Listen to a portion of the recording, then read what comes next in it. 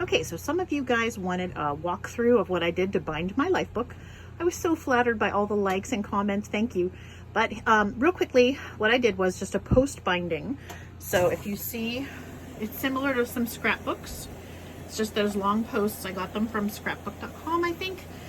There's a bunch of extenders because my book is pretty thick. But I just cut individual little strips of the same kind of really nice watercolor paper that I did a lot of my LifeBook lessons on. And I have some spacers in there too. That's what these are. Those little pieces that are sticking out because it was kind of puffy. I initially had used one of the art, I think they're called Itoya art journals at the beginning. This is my first year in LifeBook and I didn't know how I was going to keep all of the pieces. Here, I'll show you real quick. It's a lovely shot of my laundry room. I didn't know how I was going to keep all of my pieces. So I had kept everything in one of these kinds of portfolios, which I just got on Amazon. And they had these big plastic sleeves. And it was kind of cool as I was working through the year. I didn't know what to expect, like I said. So I just kept my artworks in here. And I could, as I was going through, I could go back and look and see what I had done.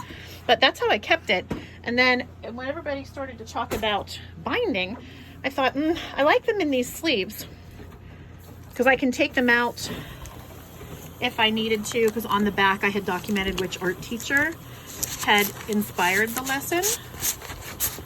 Like on this one, I think I did it on the, this one I did on the bottom. This was one by Tam. My very first one. In fact, it just popped up on my Facebook as a memory today, which was kind of cool. So the rest of them though, I documented on the back. So I'll just give you a quick walkthrough. And I did want to, since I'm putting this in an art show, I did want to explain why everything was copies of someone else's artwork.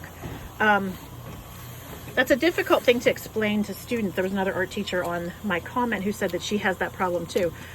They like to copy things, but they copy it maybe for not the right reasons. I was copying to learn, which is a valid reason. I think it's valid anyway. So here's my book. Loads and loads of inspiration in here. I'm so amazed. I don't think I've been this prolific since I was in art school.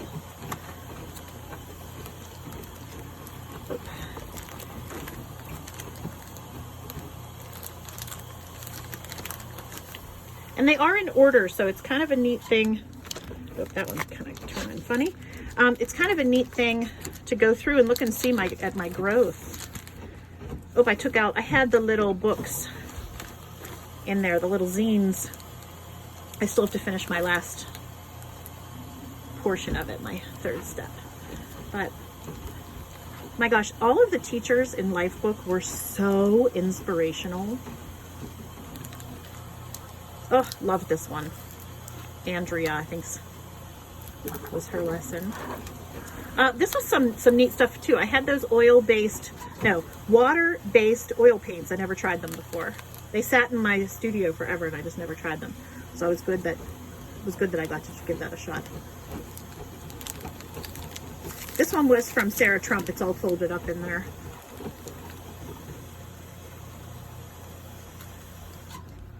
But that's it. Coming to the end.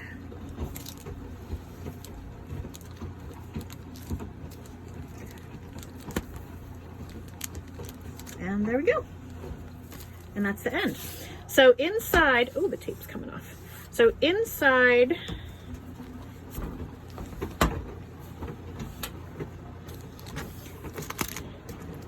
here, you can kind of see, I actually used score tape. It's like a double-sided tape to tape these little plastic things down to these strips. And I had it all measured out so that I wanted them to align pretty nicely. I'm kind of proud of myself how these aligned really nicely. So I had a jig and I had a template so that way all of these little post bindings could get lined up. I need to get one more. When I ordered them, I didn't order quite enough. But I like the look of having as many as I did. It kind of reminded me of upholstered furniture. So kind of like the permanency of that. So I like that. And then this was just some ribbon that I've been hanging onto for years. Literally, I got it on a gift from someone, probably my mom. She picks such cool things. And then this was a ribbon that was an antique ribbon underneath. And then I think this other ribbon that's here, it's like stacked. This other ribbon came on a blanket that my daughter got for Christmas. So a little bit of recycling, a little bit of using my stash, which is super cool. But there it is. I hope that explains to those of you guys who wanted to know how I did it. I hope you're inspired by it. And if you end up doing it, if you have any questions, absolutely tag me in the group.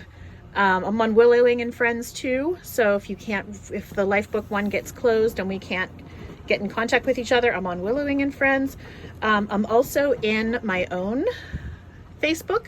It's Teresa Emeloff is Artsy. And I also have an Instagram, and it's called Artsy Emeloff. So I'll put those both in the comments.